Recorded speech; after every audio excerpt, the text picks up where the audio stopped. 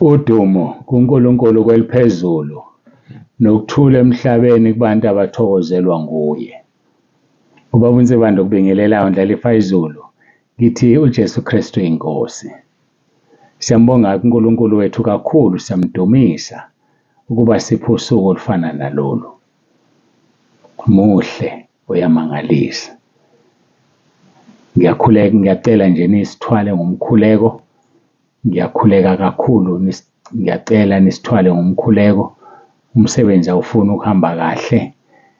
Abenzi bezinto bavele babika lokhu nalokhu bahamba. Kanti bengifisa ukuthi ngoLwesibili siqede, ngathi akuzuphela kahle ngoLwesibili. Sithwaleni ngomkhuleko ukuba abasebenzayo bawuthande lo msebenzi, bakuthande ukusebenza, ukuze phela kuphele konke ngesikhathi esifanele. Siyambonga uNkulunkulu wethu kakhulu. Ngiyanethemba ningamasosha akhuleka uNkulunkulu aphendule. Sizoqhubeka-ke nenkonzo yethu ekhuluma ngobunye kuKristu, ubunye kuKristu. Ngiyacela ukuthi sigoqe sikhuleke, simnxuse uNkulunkulu wethu abe kanye nathi. Ngingakakhuleki ngicela ukubonga ngendlela enibalethe ngayo abantu. Ngiyabonga. Kwangathi ningaqhubeka nibalethe, nibalethile, qhubekani nibalethe. Siyambonga uNkulunkulu kakhulu, siyamdumisa uNkulunkulu ngani. Masibaletheni-ke abantu bangcwele, masibaletheni abantu ukuze kube umqhele wakho kwelizayo. Masigoqe sikhuleke. uJesu Kristu inkosi.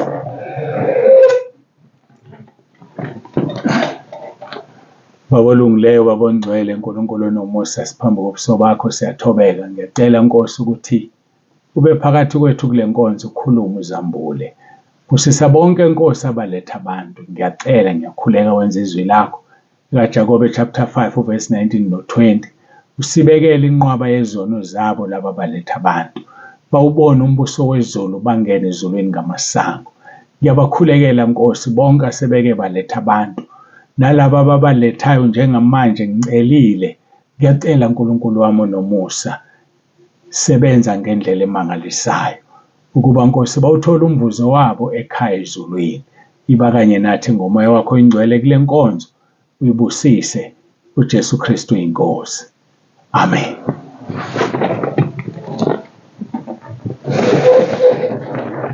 Siyambonga uNkulunkulu wethu kakhulu, siyamdumisa bangcwele, siyamdumisa.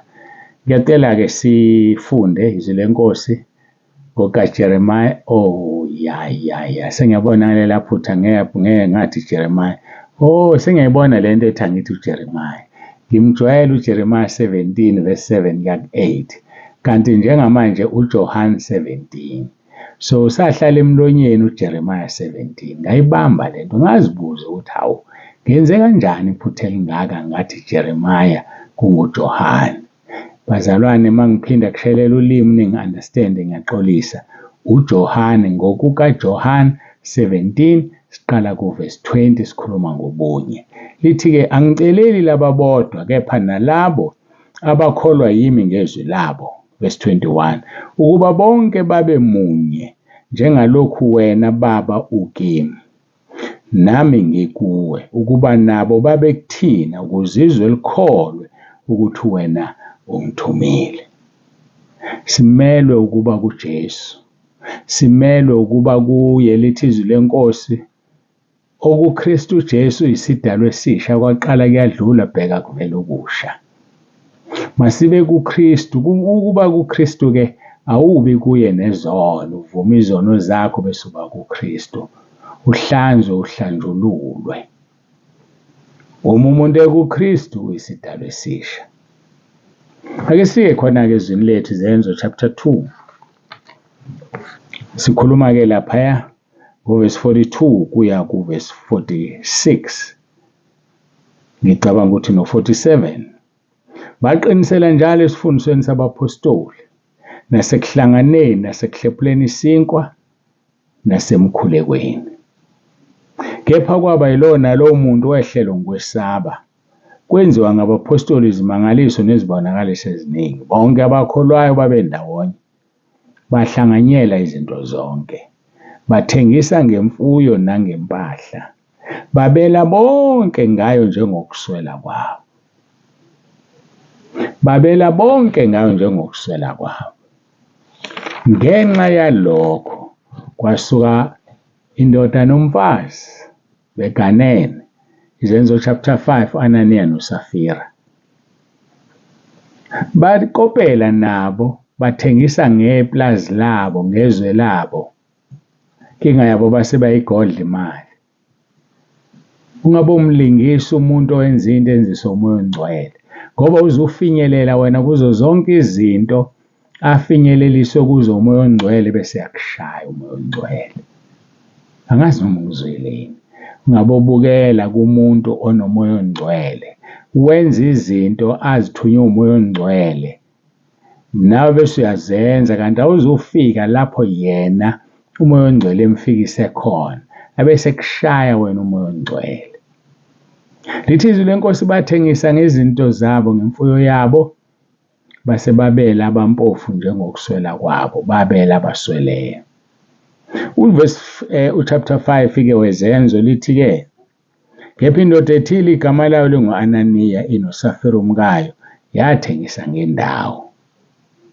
Verse 2, yagodla ingxenye yemali nomkayo ekwazi, yaletha ingxenye ethile yayibeka ngasezinyaweni zabapostoli. Bayakopela laba, babona kwenziwa sebeyenza. Ngiyakucela, ngiyakuncenga, mayikopeli into eyenziwe ekhaya lezwi kungakafiki kuwe ukuthi uyenze nje ngoba ubonela, ngoba wazi thina siyenziswa yini. Yagodla ingxenye yemali nomkayo ekwazi, yaletha ingxenye ethile yayibeka ezinyaweni zabapostoli. Wayesethi uPetro, Ananiya, kungani ukuba uSathane agcwalise inhliziyo yakho, uqamba amanga kumoya ongcwele, ugodla ingxenye yemali yezwe na? Uqamba amanga kumoya ongcwele. Bazalwane, umoya ongcwele masimhloniphe. Ngiyafisa asimhlonipheni umoya ongcwele. Ngihlale ngisho ukuthi ngiyakhala ngalabantu abaprethendayo benze ngathi banomoya ongcwele. Ithi inkosi uJesu kuMathewu chapter 12 verse 31, ngalokho ngithi kini abantu bayakuthethelelwa zonke izono nokuhlambalaza, kepha ukuhlambalaza umoya akuyukuthethelelwa. Verse 32, yilona loyo okhuluma izwi elimelene nendodana yomuntu uyakuthethelelwa, kepha lowo okhuluma elimelene nomoya ongcwele akayukuthethelelwa nakuleli izwe nakwelizayo. Asiziphatheni kahle, mhloniphe umoya ongcwele. Wenze njani ku-Ananiya? Uyadayisa ngezwe, egodla ingxenye yemali, ukhipha ingxenye yemali. UPetro, Ananiya, kungani ukuba uSathane agcwalise inhliziyo yakho? Ngoba ukuzenzisa uSathane ugcwalisa inhliziyo yakho. Pretend as if unomoya kaNkulunkulu kanti awunaye. Ngizwe isimanga sokuthi kunemililo emibili. Ngambona umuntu evutha kanti uvuthisa umlilo wasesihogweni. Kanti omunye ngambona evutha kanti uvuthisa umlilo wasezulwini. Kodwa engikwazi ukuthi uyahlula wasesihogweni. Wena uvuthiswa imuphi umlilo? Imuphi wena lokuvuthisayo? Ananiya uthi kungani ukuba uSathane? Kusho uPetro, Ananiya, kungani ukuba uSathane agcwalise inhliziyo yakho, uqamba amanga kumoya ongcwele, ugodla ingxenye yemali yezwe na? Verse 4, lisekhona lelizwe belingesilo elakho na? Selithengisiwe belingekho emandleni akho na? Uyibekeleni leyo nto enhlizweni yakho na? Awuqambanga amanga kubantu, kepha kuNkulunkulu. Qaphela izinto ozikhulumayo encekweni kaNkulunkulu.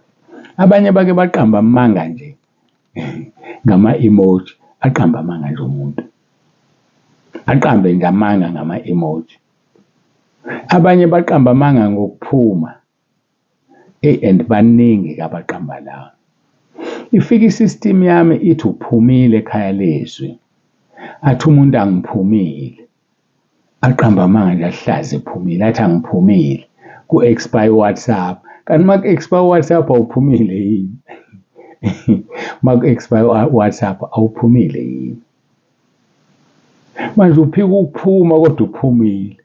Uphika ukuphuma kodwa akayitholi iy'nkonzo. Iy'nkonzo azitholwa abantu abangaphandle, zitholwa abangaphandle. Uphikelana ukuthi uphumile. Ngoba okungcono ngabe uthi angiphumanga ngenhloso. Yazi lezwakala lelo. Hhayi uvese uthi angiphumile, amangahlaza lawo. Nalo akufakayo uma ngimtshela ngithi usibani bani phela usephumile.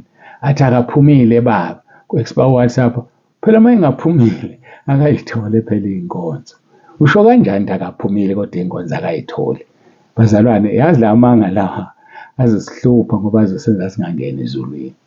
Musuphika ukuthi uphumile. Thana wena akaphumile ngenhloso. Ufelwe noma ufelwe ifoni. Athi umuntu hhayi akaphumile ufelwe ifoni. Uma efelwe ifoni akaphumile pho. Bazalwane, gada into oyikhulumayo emlonyeni wakho ngolimi lwakho ozohlulelwa ngayo. Uma umuntu ephumile ithi system left, isho ukuthi uphumile. Ukuthi uphume ngenhloso-ke, noma ufelwe ifoni, noma kuhackwe inamba yakhe, but the truth is uphumile. Musuphika-ke, noma naye akasuphika-ke. Athi awangazi mina kwenzeke kanjani. Yebo awazi kwenzeke kanjani, kodwa iqiniso lithi uphumile. Uma uphumile awuyitholi inkonzo. Ongaphumile uthola izinkonzo. Qaphela-ke into oyikhulumayo. Uthi-ke uPetro, Ananiya kungani ukuba uSathane agcwalise inhliziyo yakho uqamba amanga kumoya ongcwele ugodle ingxenye yemali na? Lisekhona belingesile lakho lelizwe. Selithengisiwe belingekho emandleni akho. Uyibekeleni leyo nto enhlizweni yakho na? Awuqambanga amanga kubantu kodwa kuNkulunkulu. Verse 5 kuthe u-Ananiya ezwa lawo mazwi wawa phansi wafa. Wawa phansi wafa ngoba amanga ayabulala. Ayabulala amanga. Mhlawumbe kungasenzi kahle nje ekukholweni waqamba amanga wathi awuphumile ekhaya lezwi uphumile.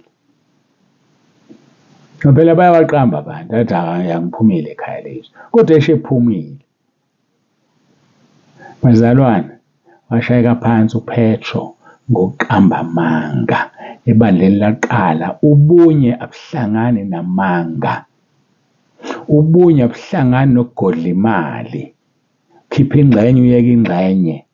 Kade ubonele kubantu abakukhiphe konke. Yikho ngithi ungaboneli kwabanye abantu. Ungabukeli. Kanti awuzofika la umoya ongcwele emfikise khona yena. Ngoba uzoxabana nawe. Awuqambanga amanga kubantu kodwa kumoya ongcwele. Wathi mayezalwa umazi washayeka phansi u-Ananiya. Ukwesaba lithi kwehle okukhulu kwehlela bonke abezwa lokho. Izinsizwa zasuka zamsongelezela zamkhiphela phandle zambela.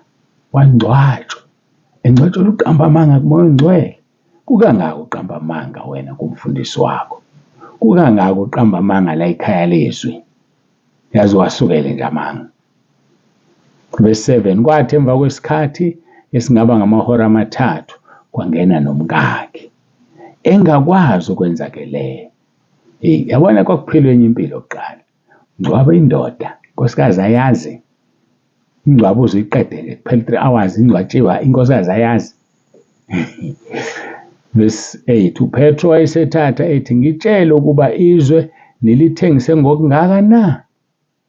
Wathi yebo ngokungaka sekusho unkosikazi. Ngoba aqale kusiwa amakhosikazi adudene namadoda ebubini emanyaleni ekungcoleni emangeni. Nihlangene ngamanga nowakwakho. Icala lelo. Yebo ngokungaka. Verse 9 kepha uPetro wathi kuye kungani ukuba nivumelene ngokulinga umoya wenkosi na? Ngoba ulinga umoya wenkosi, ulinga umoya ongcwele nivumelene nje. Kungani nivumelene ngokulinga umoya wenkosi na? Bheka izinyawo zabambela indoda yakho zisemnyango nawe baza kukhiphela phandle. Lithi izwi lenkosi uverse 10 wayesewa phansi masinyane ngasezinyaweni zakhe wafa. Izinsizwa zangena zamfumana efile, zamkhiphela phandle, zambela ngasendodeni yakhe. Umbuzo omkhulu uthi, zikuphi iy'ngane? Zathi bapha abazali. Yabona uqamba amanga kulungile, kuze ku-affect impilo yengane, impilo yomndeni. Wawa ngasezinyaweni zikaPetro, wafa. Izinsizwa zangena, zamfumana efile, zamkhiphela phandle, zambela ngasendodeni yakhe.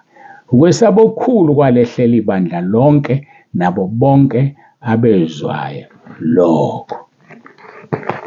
Izimanga ezenziwa abapostoli. Uthe uverse 43 wezenzo 2, kepha kwaba yilowo naloyo umuntu wehlelwe ngokwesaba kwenziwa ngabapostoli izimangaliso nezibonakaliso eziningi.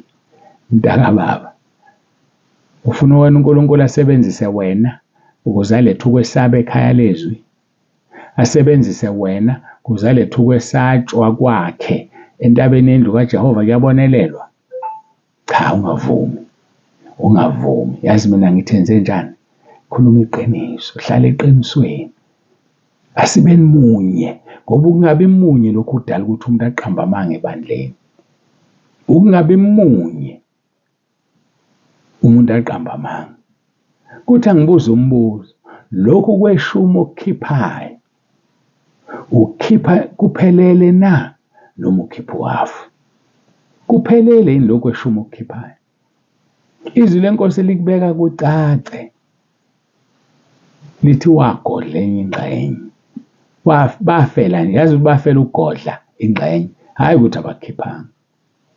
Okweshumi niyazi kukhishwa kwigross. Ukhipha kwigross wena ebandleni lakho noma ukhipha kwinethi? Ugodlelani? Wafa u-Ananiya noSafira egodla. Uzogodla kuze kube nini? Ucabanga ukuthi kuzongena kulephi izulu? Ucabanga ukuthi uNkulunkulu uya-understanda? Aka-understand uNkulunkulu, futhi akathengwa ngemali. Asilazeli iplazi ukuthi lalima. Ake ngenze i-example ngemali yanamhlanje. Mhlawumbe leli plazi lali u-4 million.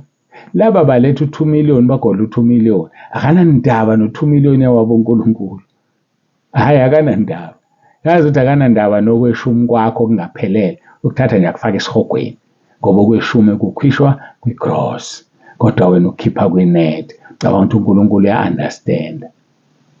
Hhayi, anginayo imali mina kulokhu. uNkulunkulu uyabona naye. Ubonani? Ngoba kungokwakhe kungcwele. Bazalwana, sikeni ukugodla.